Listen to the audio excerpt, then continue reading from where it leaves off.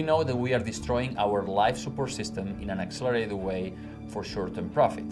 This is like we are at the casino on the Titanic, and we are trying to make as much money as possible after hitting the iceberg.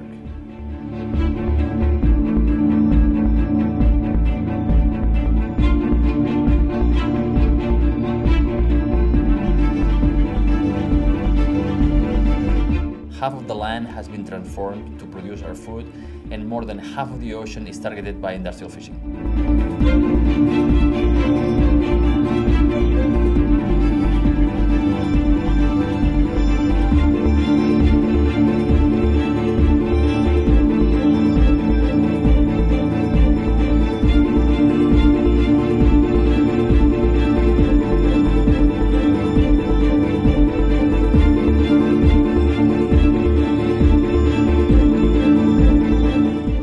Science is telling us that we need half of the planet in a natural state with functioning ecosystems, forests, grasslands, wetlands, ocean habitats, so nature can continue providing for us, including absorbing the excess carbon pollution, the CO2 that we throw in the atmosphere.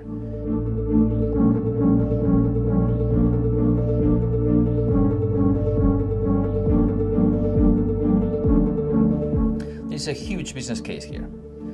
Not only the economy is a subset of the biosphere, the living layer of the planet, but the cost of inaction is much greater than the cost of action. Just 3 tropical storms, hurricanes in the Caribbean last year in the United States cost $250 billion in losses. Governments should commit to protect 30% of the planet, ocean and land, by 2030. Because this is not just about the natural world detached from us. We are part of the natural world.